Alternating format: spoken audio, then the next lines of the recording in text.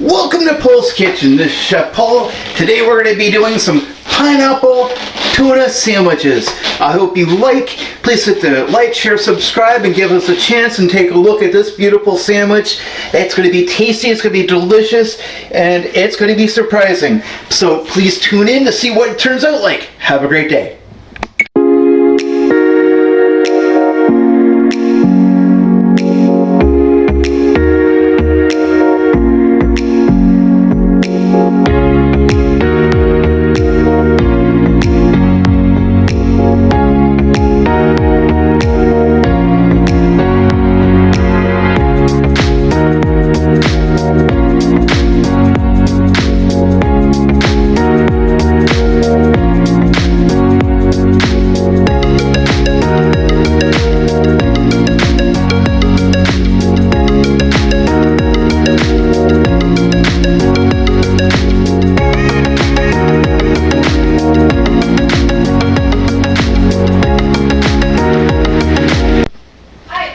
Welcome to Pouls-Kitchen. This is Chef Poul, and today we're going to do a little bit of a controversial subject. Pineapple tuna sandwich. So before we begin, hit the like button, share, subscribe, visit our website, www.kitchen.club. Join us here and check out our Patreon page, and here we go. So today we're going to do something a little bit different, and sometimes I like to show you different ideas of what you can do when it's getting close to payday and you really don't have a lot of food leaving around the house. Could be a really bad storm and you just can't get out to the grocery store, and you may need quite a few things. This is for us, right? I mean, we get paid tomorrow, and it's a little bit of pain, and we just don't have a lot right this second. Not bad thing saying we don't have food or anything, but this is a quick and easy way to actually do things. It actually took me 5 minutes to prep things. So let's begin here.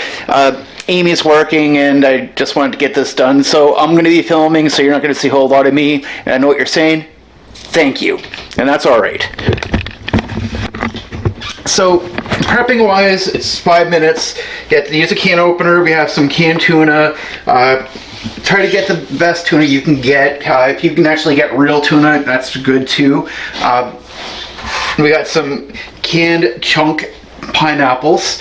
Now you want to drain everything. You're like, first off, just drain the juice out of the tuna. Try to drain as much of the juice from the pineapple juice, but drain it into a cup so you can drink it later. There's nothing wrong with it. It's, pineapple juice, real. And then we're going to cut out 2 things of celery, and then a onion. I'm going to dice them up as small as we can, and spice-wise, I'm going to use some roasted garlic, and that's from Epicure, amazing. And then I got some homemade bread here that we're going to use 4 slices for a sandwich. And then we're going to use some mustard and mayonnaise. So what we're going to do here is we're going to separate the tuna. And I'm just going to put the camera down for a second. Well, actually not yet. But you want to make sure that you're getting all the tuna out of there. So give me a second. I'm just going to put the camera down for a moment. And you're just going to really make sure that you've got everything out from your can. You don't want to waste food. That's not a good thing for anybody. Wasting food is not a good thing. Let's take your fork and separate it and get it down a little bit, because it should be chunky. Sometimes it is, sometimes it isn't. It is what it is. Now when you're eating canned tuna, you don't want to eat this a whole lot, because it's not always the greatest thing in the world. Sometimes you'll find its sodium content's rather high. So I mean, is it going to kill you? No. Is it going to cause you a lot of issues? No. But it's still something you should be wary of. Alright, so I'm going to start putting some pineapple in here. Make sure you get all of it. There's always that one little thing that doesn't want to go away. I'm going to mix it up here because the idea is to have pineapple in this, right? So pineapple and tuna. Yes, this is an original idea. It's not something I've created, believe it or not.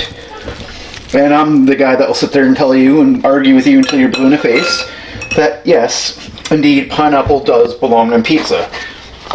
I said it, and I stand by it. So we're going to put some celery in here. And you want to take the time to really spread this really, really good, because the better you do, the better it will spread on your sandwich and you're ready.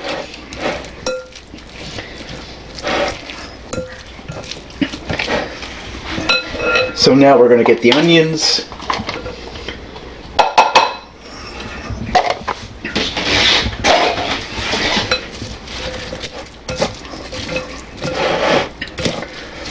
Because you'd like to have enough so that you have leftovers, and you also want to make sure that you can evenly spread this on your sandwich so that you know that you're going to have an equal, in your mouth. It's going to be spread pretty good. And Lord behold, this is actually, pretty easy, I think. It's not that hard to do. It's a little bit easier when Amy's doing the camera work. I'm just going to put some roasted garlic, spice on here.